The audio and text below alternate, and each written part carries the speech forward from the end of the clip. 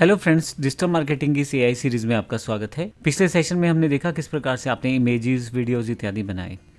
इस सेशन में हम बात करेंगे किस प्रकार से एक वेबसाइट हमारे लिए इंपॉर्टेंट और पावरफुल टूल हो जाता है जब भी हमें डिजिटल अपीयरेंस अपनी बनानी है, मार्केट में अपने प्रोडक्ट या सर्विसेज को प्रमोट करना है। तो वेबसाइट एक बड़ा ही पावरफुल टूल होता है, तो उसी की जानकारी लेंगे हम इस पूरे सेशंस में। हम ये देखेंगे कि वेबसाइट किस तरह से बनती है, कौन कौन से तरीके हैं, क्या क्या हमें चाहिए, और फिर हम लोग कुछ वेबसाइट्स की ट्रेनिंग्स भी देखेंगे ताकि हम अपनी वेबसाइट को खुद मैनेज कर पाएँ। और हम ये भी देखेंगे बाद में कि कौन कौन से टूल्स मार्केट में अवेलेबल हैं बने बनाए, जिससे आप अपना काम जल्दी कर सकते हैं। थोड़ा सा उसमें पेमेंट लग जाता है, बस एक ये फ़र्क रहेगा। तो सबसे पहले बात करें वेबसाइट की, तो वेबसाइट एक बड़ा ही पावरफुल टूल है डिजिटल मार्केटिंग के लिए। क्यों? क्योंकि आप अपने कस्टमर्स को अट्रैक्ट कर सकते हैं, इसके द्वारा एंगेज कर सकते हैं और कन्वर्ट कर सकते हैं। अट्रैक्ट अगर बेहतर तरीके से आपने अपनी सर्विस को, प्रोडक्ट को वहाँ दिखाया है, तो वो कस्टमर आपकी प्रोडक्ट और सर्विस के लिए आपकी वेबसाइट में ज़रूर आएगा एक बार जानकारी लेने के लिए। एंगेज, अगर वो एक बार आ रहा है और फिर उसको कोई प्रोडक्ट पसंद आ रहा है तो बार बार वो वहाँ पे अपनी क्वेरीज या बाकी जो उसके क्वेश्चन है वो आपसे पूछ सकता है, तो वो एंगेज हो जाएगा। और फाइनली अगर आपके पास कस्टमर है और वो सारी क्वेरीज से सेटिस्फाई है तो फिर वो कन्वर्ट भी हो जाएगा। तो इस तरह से काफ़ी सारे बेनिफिट आपको मिल जाते हैं, लेकिन कुछ वेबसाइट के अलग से बेनिफिट भी हैं। जैसे मैंने पहले बताया, ऑनलाइन प्रेजेंस ऑफ क्रेडिबिलिटी। आप 24/7 डिजिटल स्टोर फ्रंट पे रहते हैं, यानी कि एक तरह से आपको कोई दुकान नहीं खोलना, ऑफिस नहीं खोलना, एक वेबसाइट बनाना है जिसमें आपने अपने प्रोडक्ट और सर्विस की सारी जानकारी दे दी है। अब जितने भी लोग हैं वहाँ कभी भी आ सकते हैं, किसी भी टाइम जोन के लोग आ सकते हैं, किसी भी देश के लोग आ सकते हैं और आपकी सारी जानकारी वहाँ से वो प्राप्त कर सकते हैं। अगर आपने प्रॉपर वे में बेहतर इमेजेस, बेहतर वीडियोस के साथ अपने प्रोडक्ट की पूरी डिस्क्रिप्शन दे रखी है, तो वही आपका एक ऑनलाइन प्रेजेंस, एक बड़ा सा ऑनलाइन स्टोर बन जाता है। अगर हम यहाँ क्रेडिबिलिटी की बात करें तो नॉर्मल सी बात है, आपका डोमेन है, आपका होस्टिंग वहाँ पे है, आपने एक स्पेस लेके अपना पूरा प्रोडक्ट और सर्विस के बारे में बता रखा है, तो सब चीज़ें केवाईसी के बाद आई हैं। तो कहीं ना कहीं एक ट्रस्ट और एक अथॉरिटी बिल्ड हो जाती है। और कहीं अगर आपने प्रोफेशनल डिज़ाइनिंग कर रखी है, बेहतर तरीके से अपनी चीज़ों को बता रखा है, तो वो क्रेडिबिलिटी कहीं ना कहीं एक ट्रस्ट में कन्वर्ट होके नॉर्मल क्लाइंट को, नॉर्मल कस्टमर को आपका कन्वर्टेबल कस्टमर बना देती है। इसके अलावा दूसरा जो सबसे बड़ा बेनिफिट है वेबसाइट का, एसईओ फॉर ऑर्गेनिक ट्रैफिक। देखिए, जितने लोग ऑटोमेटिकली और खुद आएंगे आपकी वेबसाइट पे, उतना ही गूगल आपकी वेबसाइट को ऊपर बिजनेस रैंक में दिखाएगा, अपने सर्च इंजन्स में ऊपर की तरफ दिखाएगा। इसको एसईओ कहते हैं, search engine optimisation. Search engine optimisation में हम अपनी की टर्म्स के साथ, जो हमारी मेन सर्विसेज हैं, प्रोडक्ट है, उससे रिलेटेड टर्म्स, कीवर्ड्स के साथ अपनी इन्फॉर्मेशन को अपनी वेबसाइट पे रखते हैं, टेक्स्ट के रूप में, इमेज के रूप में, वीडियो के रूप में।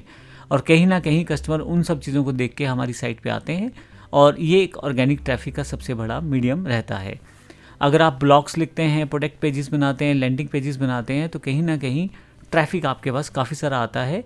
और ये जो ट्रैफिक होता है, ये ट्रैफिक जेन्युइन ट्रैफिक होता है, विदाउट किसी एडवर्टाइजमेंट के। आने वाले सेशंस में हम देखेंगे कि किस तरह से फ्री वाले जितने टूल हैं उनको प्रयोग करके हम ये सारी चीज़ें कर पाएंगे। उसके पश्चात लीड जनरेशन एंड कन्वर्जन। अगर आप किसी वेबसाइट से चाहते हैं कि आपके पास बेहतर तरीके कस्टमर कन्वर्जन शुरू हो जाए, तो उसके लिए आप contact forms, free downloads, email synapses इत्यादि को वहाँ पे रख सकते हैं। अब मान लीजिए एक ई बुक आप फ्री कर देते हैं, तो बहुत सारे लोग उस ई बुक को पढ़ने के लिए अपना मेल आईडी आपको देंगे। इसके अलावा अगर आपने कॉन्टैक्ट फॉर्म्स लगाए हैं या और किसी माध्यम से आपने डेटा कलेक्ट किया है, तो वो सारा का सारा डेटा आप कहीं ना कहीं आपके कस्टमर कन्वर्जन में काम आता है। इसके अलावा कॉल टू एक्शन, CTA में भी इसका बड़ा रोल रहता है। देखिए, आप समय समय पर अपनी वेबसाइट में डिफरेंट तरह के ऑफर्स लगा सकते हैं, स्पेशल डील्स दे सकते हैं, डिस्काउंट ऑफर कर सकते हैं। तो जितने भी विजिटर्स आपके पास आते हैं, वे सभी के सभी कुछ हद तक उन सब चीज़ों को समझते हैं, देखते हैं, और उन्हीं विजिटर्स में से आप बायर्स को अलग कर पाते हैं, यानी कि CTA के साथ अपने कन्वर्ट करते हैं विजिटर्स को बायर्स में। ये सब वेबसाइट के साथ आसान है, क्योंकि आप हर रोज़ अपना नया ऑफ़र लगा सकते हैं, अपनी बात वहाँ तक पहुँचा सकते हैं। कस्टमर आ रहा है तो कहीं ना कहीं वो किसी पर्टिकुलर ऑफ़र में डिस्काउंट को लेके या चीज़ों को ज़्यादा लेके वो कन्वर्ट हो सकता है।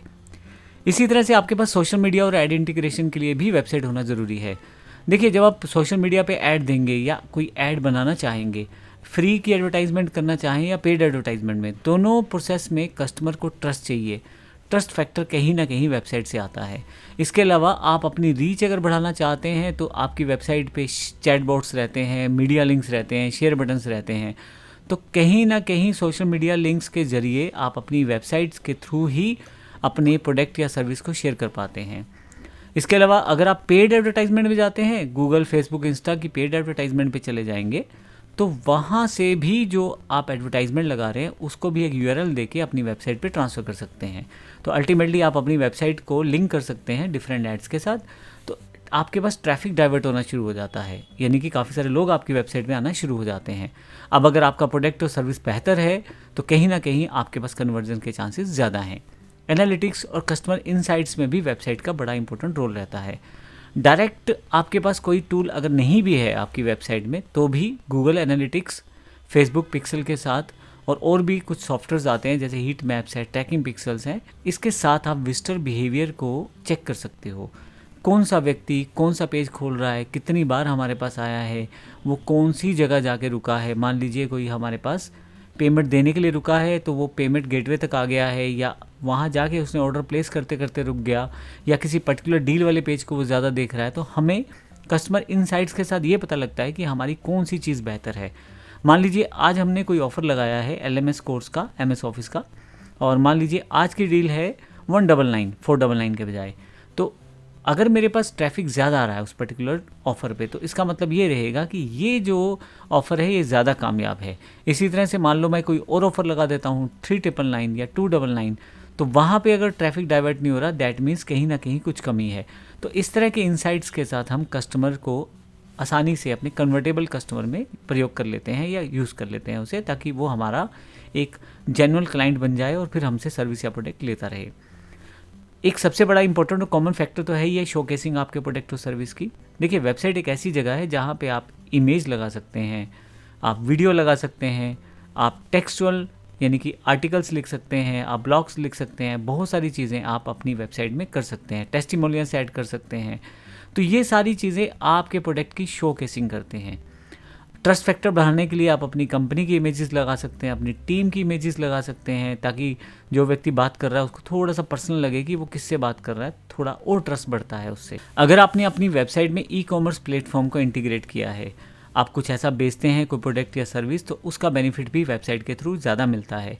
क्योंकि एक व्यक्ति आपके ऑफलाइन स्टोर में नहीं आ पाता, आपसे दूर है, आपसे बात नहीं कर सकता फ़ोन पे बार बार, आपसे इन्फॉर्मेशन पूरी तरह से नहीं ले सकता, लेकिन ई-कॉमर्स वेबसाइट का फीचर अगर आपकी वेबसाइट पे है तो उसको सारा का सारा डेमोस्ट्रेशन वहीं से मिल जाएगा, आपके प्रोडक्ट और सर्विस की बेहतर जानकारी मिल जाएगी, सभी फीचर्स की जानकारी मिल जाएगी।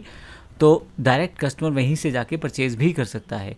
तो एक ऑटोमेटेड सिस्टम से चलना शुरू हो जाता है। क्लाइंट आए या कस्टमर आए वहाँ आपकी वेबसाइट पे, आपके प्रोडक्ट और सर्विसेज को अच्छी तरह से समझे, देखे, अगर आपने कुछ कंपैरिजन्स भी दे रखे हैं तो उसको भी समझे, और फाइनली वहीं से प्रोडक्ट परचेज करके आपके प्रोसेस को ऑटोमेट कर दे। तो इसमें आपका रोल कहीं ना कहीं ख़त्म हो जाता है और आपके पास बस अब जो रह जाता है सेल्स के बाद प्रोडक्ट को डिलीवर करना या सर्विस को देना रह जाता है। आपकी सेल्स कंफर्म हो जाती है वहाँ से। अब अगर इसको मैं समराइज़ कर दूँ तो एक वेल ऑप्टिमाइज वेबसाइट जो है वो कहीं ना कहीं आपकी डिजिटल मार्केटिंग की फाउंडेशन है।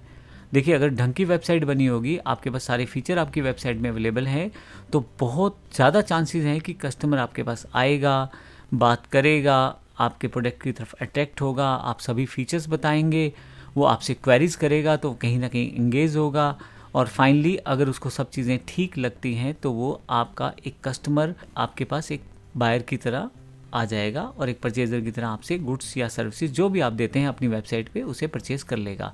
तो वेबसाइट एक बड़ा ही इम्पोर्टेंट पार्ट है डिजिटल मार्केटिंग का, इसीलिए हम लोग इसकी पूरी ट्रेनिंग इस पूरे प्रोसेस में शामिल करेंगे और आहिस्ता आहिस्ता देखेंगे कि किस प्रकार से हम अपनी वेबसाइट के लिए सब चीज़ें कर सकते हैं।